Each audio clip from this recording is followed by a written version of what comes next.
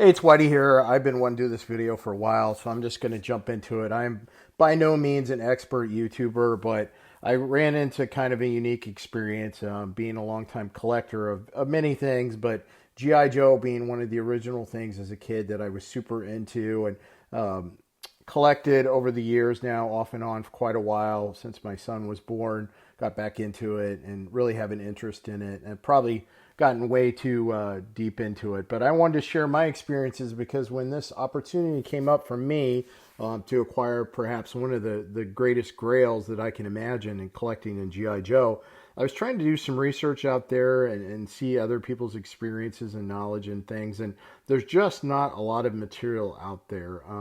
For most of us that grew up in these times, seeing these iconic paintings, the packaging, things like that, were a huge part of our experience with these toys, our interest in them. To the fact that even when I was a young kid, I didn't throw a lot of the boxes away. I kept the cards, things like that. It just seemed to tell a story to me. The paintings were just beautiful, and I'll talk a little bit more about the origin of them later on. But looking at all these different ones, I came in a little later. I came in probably in the 84, 85 range. I was a little bit older at that time. G.I. Joe ran on one of my local networks. I was able to watch it on TV after school.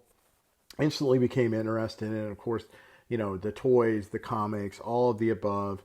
The cartoons were huge to me. I know a lot of people don't necessarily love the cartoons, but I do think the toys are the one things that kind of go across everybody's interest. And those package paintings, those beautiful paintings that Hasbro commissioned to have done, were a big part of it. That just told the story. It made you feel a lore. I mean, looking at the early on the Snake Eyes and looking at them on their vehicles and their going off into battle, and you just had this feeling that there was such a bigger story here. And as a kid, then it got filled in, whether it be through the comic books or through the TV show or both. In a lot of our cases, it had such a huge impact on us. And it kind of came full circle for me because I have a fairly, in my opinion, complete collection. I mean, complete is a sliding word of G.I. Joe, but my target's kind of 82 through, we'll say roughly 90.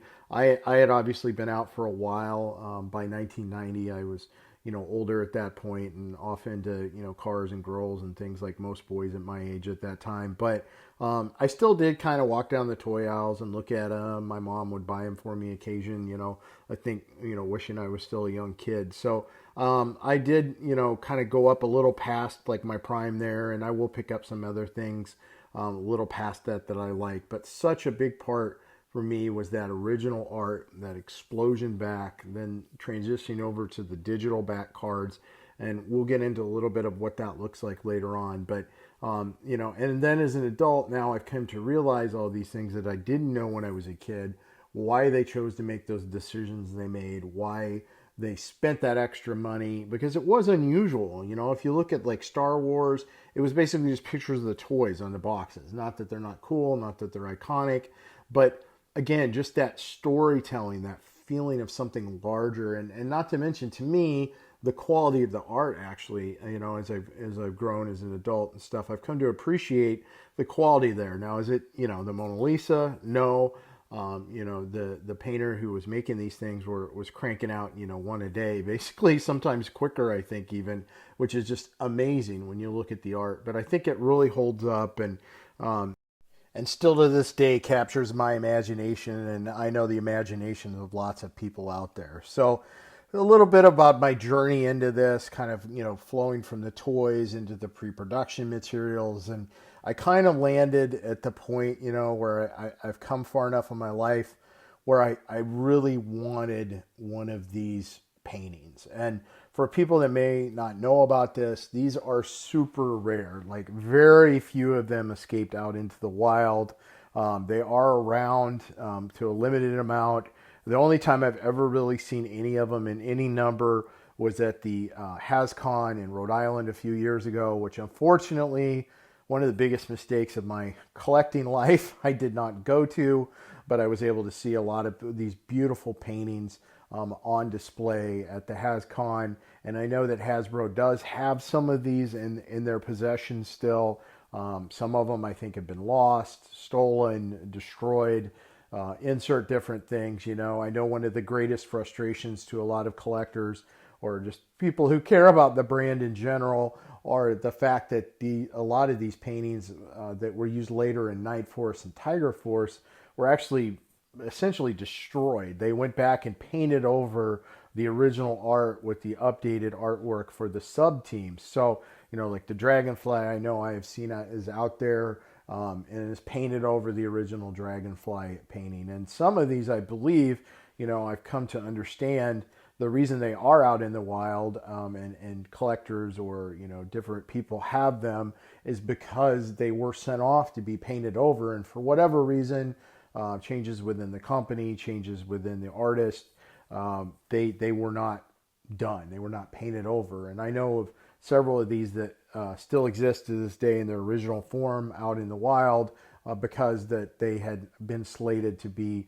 painted over, and then for whatever reason they were not. So, kind of an interesting twist of fate there, where some things were, ruined or, changed, depending on your perspective.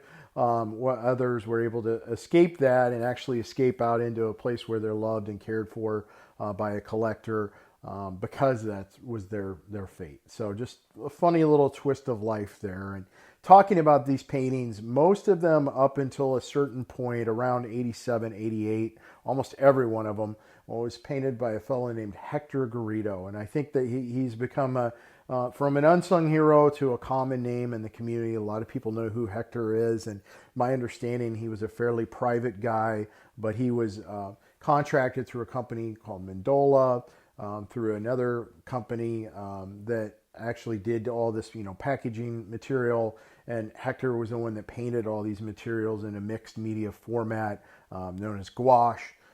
It's able to be, wet. They work through it really quickly. Again, I'm no artist. I know very little about it, but, reading through Dan's books and Carson and listening to them speak to these areas, I've come to get a basic knowledge of how it was all done. And Hector was, the father of all of this G.I. Joe art. Now, at some point there, a lot of this was brought back in-house, and then Doug Hart took over with his fantastic art, at first kind of mimicking Hector's style, and then kind of going off to a more photorealistic style that Doug uses. Doug's an amazing, talented person. I was lucky enough to meet him in person at Joe Fest, and just an awesome guy, super friendly, and very humble. Talks about his start with Hasbro and in the painting, and then his transition over, and just a fantastic story in itself. But the origin of all of this for me, where I really kind of solidified this is the direction that I wanted to go, was at that same Joe Fest in 2024, when a vendor there had one of the original paintings for the G.I. Joe Tyco trucking set on display for sale in their booth. And I just spent so much time looking at it. I had taken in a lot of these over the years in the G.I. Joe Declassified booth when one would pop up. I've seen fantastic artwork for Torpedo, some other ones. Torpedo, I just stood there and looked at it for probably hours combined over the few times I've been around it and been able to look at it and admire it. And then seeing that truck artwork, which actually wasn't done by Hector. Those and some other ones like that were done by different people. Those were done by a fellow named Bart Doe. Carson Metaxas brought that to light, again, because these are things who would know until you get deep down into the depths of all this. But again, it's in a similar style. You'd have to really look at it closely to know that, someone different did that than Hector. It has your explosion background and all that. And it was a huge piece for this trucking set. It's very large, obviously very expensive. All these items are very expensive. And I was looking at it, doing the math of, yeah, I can afford this, but at what price and how do you display it? It's so large, and it isn't, one of the original ones for Hector, and, it's a Tyco set. It's not a Hasbro thing. But you just stand there in awe of it and take it in. And I kind of came away from that Joe Fest thinking to myself, my goal needs to be to have one of these pieces. If it ever, the opportunity ever presents it to me, I need to, myself to me, um, I need to do this. I need to figure out a way. I need to do it. And this will be the crowning jewel, if you will, in my collection, to be able to display one of these beautiful pieces of art, in or near my collection. And again, I do know that they trade hands sometimes. It's, often trading kind of in the background, collector to collector and not necessarily in a public format. So I knew that this was going to be a tricky undertaking. It was going to be a costly undertaking, but it just kind of became, a Grail item to me. And lo and behold, I couldn't believe it. But a short time after that, I actually got a text from one of my friends that 2 pieces were coming up to be available for public auction, which was, again, pretty unusual, not something you would usually see. Obviously, public auctions take on a whole different thing.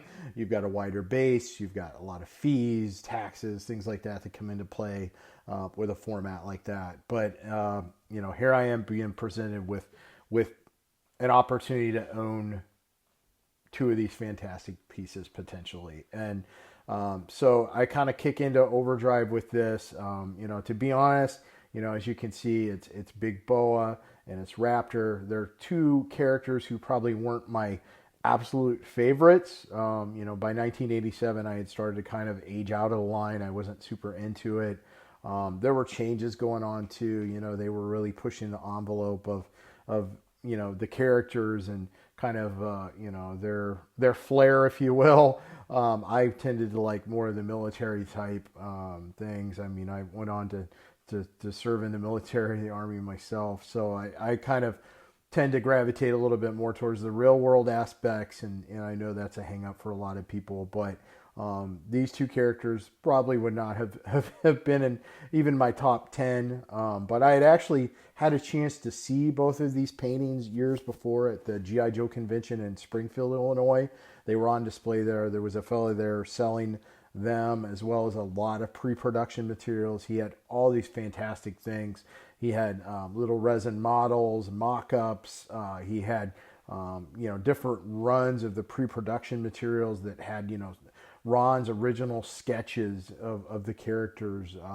He had Kodachrome transparencies there. I actually that was my interaction with him there. I bought a color study from him of a very popular figure, as well as a Kodachrome, which at the time I didn't even know what a Kodachrome was. But what it is it's a high resolution photograph done in this Kodachrome format that they would use to transfer this art around among different vendors or licensees or whatever would need this material and access to these paintings, so they could take this high quality photograph of the painting and then it could be scaled up or down or whatever they needed to do from there. And the pre-Dropbox hard drive days, that's how it was done. So it was something I didn't even know what it was when I bought it. My first one was the Awe Striker, which was ironically I think like my first or second vehicle that I had from the G.I. Joe line. And so being able to have that, I later went on to put in a really cool like LED shadow box, like backlit display. It's featured proudly in my room now. And later on, I was able to get the Snowcat, which again I think was probably like my 3rd or 4th vehicle. So these 2, to me, iconic vehicles. The original, as Carson would call it, unadorned art. It doesn't have any logos or text or anything like that. It's just the painting. It's pretty much the closest you're going to get to the painting without actually having the physical painting. And I had bought them from the same fellow who I'm assuming now, through an auction, you don't know who you deal with, but I'm assuming it was still him. So it was these 2 paintings. I had seen them in person. At the time, I don't even think I understood what they were.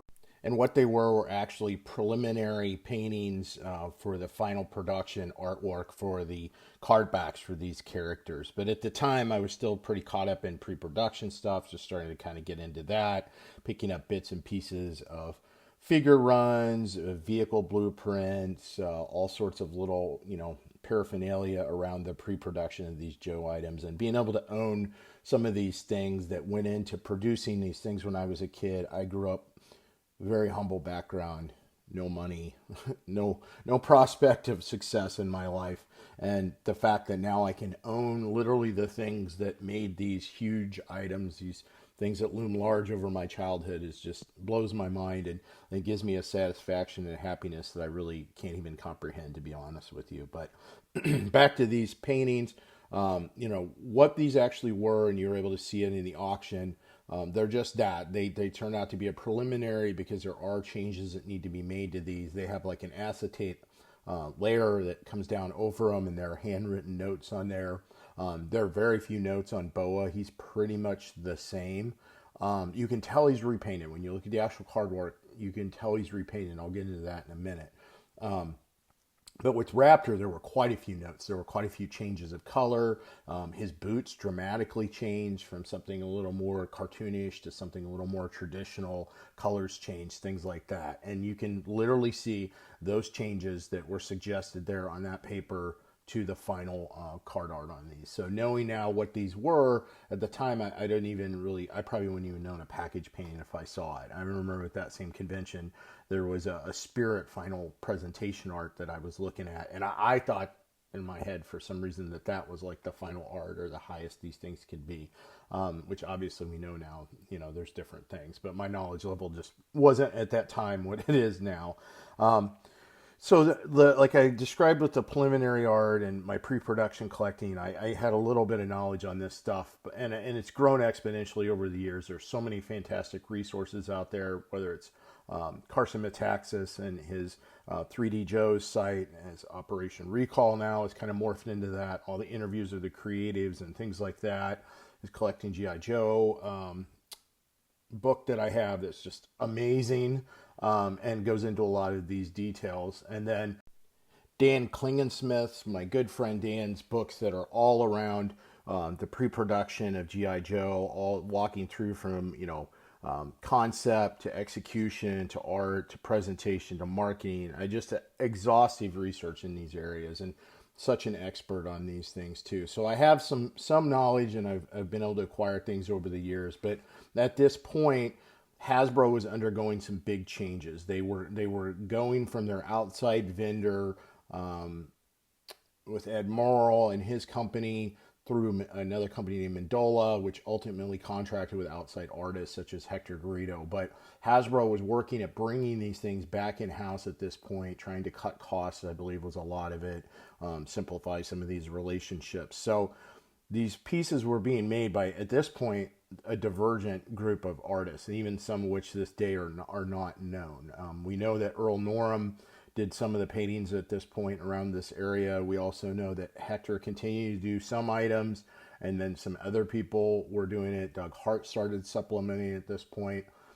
Looking at these paintings, and I'll go further into the detail later with this, but I do believe, and I've talked to a few people who are much more knowledgeable than myself, and we've kind of come to a conclusion that these may actually be Hector Garrido paintings, and then they were repainted by someone else after the final revisions, because the obviously the final card art is not Hector's work, and you can really see it. There's a few tells in my mind that kind of lead me down this road. Maybe it's just wishful thinking on my part, but I feel like I'm somewhat educated here.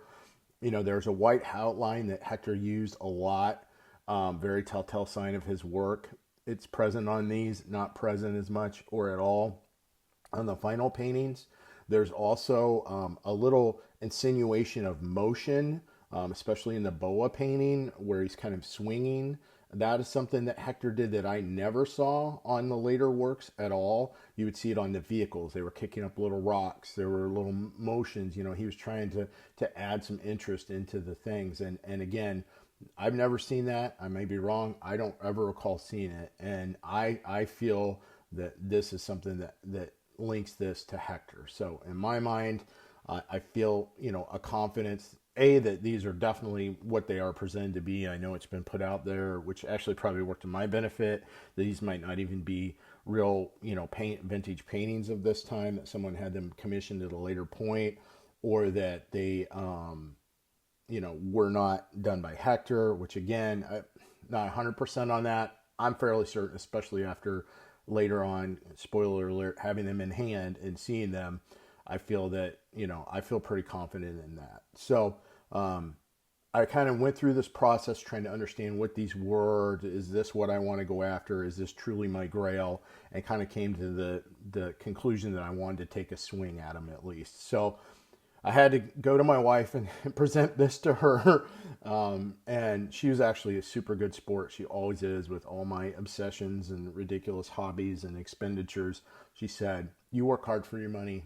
Do what you want. If this is what you want, I know you mentioned it to me a lot. Go for it. So that was almost like I didn't even know what to do, So then I had clearance from the tower. I had a good idea of what I was going after. I need to learn a little bit more about the auction format because, like I said, I bought some things through this auction house before, but obviously not of this value of what I perceived was going to be a demand around this. So I tried to come up with a strategy, and it was as follows. Pretty much Boa, to me, Big Boa was the more desirable character, the one I would like to have. He's the Cobra iconography on him. It's just kind of a cooler character. I think he's weathered the test of time a little better. And with that being said, I thought there was going to be a lot of interest in him, and I probably would have a very slim chance of getting him. Like you said, I do have a connection to the character. My son really likes him a lot. We had actually made a custom classified of Big Boa before they even came out. Him and I bought a kit and made a custom one. So there was a lot of interest there, but I just felt like I had to probably let that one go. And that Raptor, I know he's definitely more of an obscure character, a little on the odd side, and I might be able to pick him up, at a bargain price. So I was really excited to kind of go down that road. That was my bidding strategy going into this, that I would go after Raptor, and Bo was probably gonna, go out of my hands. So coming into the auction, I watched it in the weeks and month or so leading into this. At one point, a bid came in on Boa for the starting price, and it just stayed heavy at the $5,000, and that was it. And there were no bids, no interest on Raptor. And I thought, I've been down this road so many times with eBay, especially some of these pre-production materials occasionally will service on eBay, especially in this post-COVID world. And you think, you might get a good deal. And then in the last, 20 seconds, it just goes insane, off the chart. So I was prepared for that contingency. I had kind of my big numbers in head of what I was going to do. And it rolled around. It was actually, it was ending around my son's birthday, and we were having a party, and there were things going on. And of course, life comes in, but I kind of put everything on hold. The auction's coming down to the very, very end here, and there are no bids on Raptor. There's only the one on Boa for the opening bid. So I go on and place my bid for Raptor. Now this auction, it works. I'm familiar with this format. Some of these bigger auctions do this. I'm a car guy too. One of my other flaws as a human being. And so I look at things on Bring a Trailer all the time. And when they do the same format, like when someone places a bid and says there's no sniping, because basically then it'll get pushed out another 15, 20 minutes and so on and so forth. So the auction can go on forever and ever and ever at this rate. You just have to kind of you're in for the long haul at this point, or you just put in your maximum number and that's what it's going to be. So I did get the number in. I abstained from bidding on Boa. And so then that actually pushes the Raptor auction out past the Boa auction. One thing I don't like about the Hakes format is they'll just end these sorts of auctions. It's not live bidding. It's just all ending at the same time. So you can't stage your bids, and you can't say, if I didn't get this thing, then I'm going to go all in on this one. And with this, and then with the bids getting pushed out, you get a lot of uncertainty there around what you're going to do, because my strategy on this would definitely be, I would like to maybe try for Boa, and if I can't get him, then go for Raptor, but it's just not going to work out that way. So I have to put my bid in for Raptor, and it just sits, and it's going. Well, meanwhile, I'm watching Boa, because it's going to end sooner than Raptor, and nothing's happening. There are no bids. There's nothing going on past that first initial bid. So I talk to my wife. I say, I just have a feeling. I don't think there's going to be a whole, ton of bids coming in here till the very end. I said, if I don't bid on it, it's going to go, but I know I'm going to get beat. He's a popular character. There's no way I'm going to get him. She says, you do what you want. I told you to do what you want. And I'm like, yeah, but I don't want to own both of these things. It's too much money. And she said, do what you think is right. Famous last words.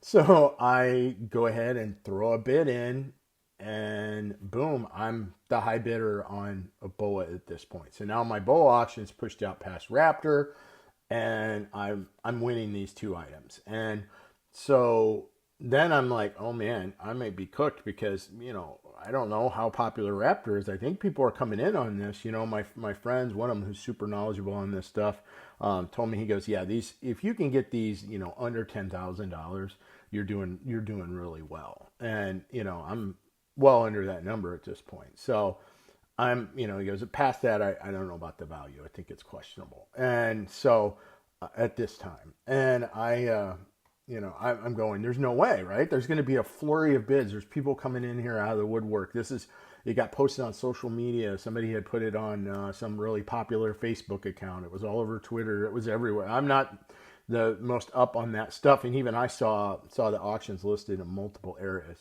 And lo and behold, Raptor comes and goes, and I own Raptor. I bought it.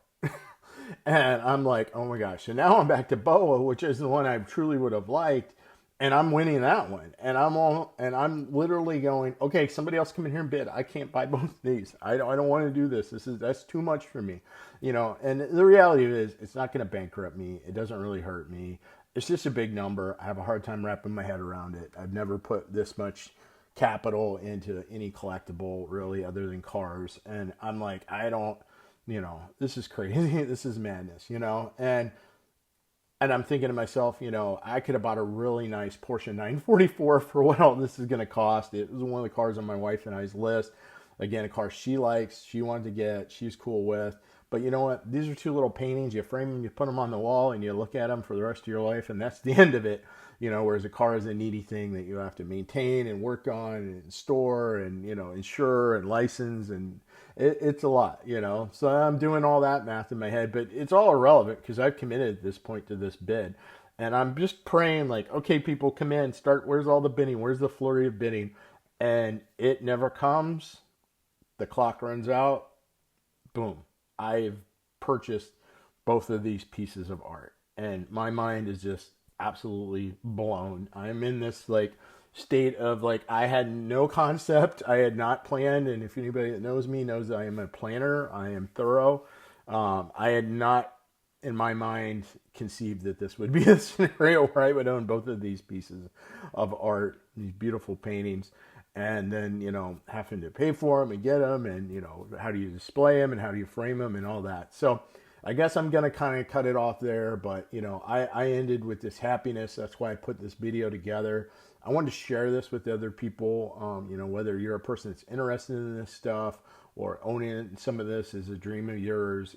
I wanted to share that experience with everybody else and little bits of the knowledge that I picked up kind of in one place, because I didn't see any videos or anything out there about these paintings or, what these things do, how it works. But I just want to throw it out there to everybody who may watch this video. If you have an interest in this, please please comment. I'm more than happy to put together another video of, the process after the actual purchase and how you deal with all that. I can even talk about more of the auction experience, them arriving. I've got an unboxing video that I made that I may put up if people have an interest in it. Going about trying to display them, frame them, some of the challenges and interests around there. But I just wanted to share this experience with everybody because I know that not everybody might have that chance. I certainly didn't think I would. And then here I am living my dream. I know it's cliche, but bringing home my Grail into my collection until the next Grail comes. As collectors, we know that's always the way it goes. But I hope that's it. Like I said, comment, subscribe if you're interested. I appreciate it. Have a good day.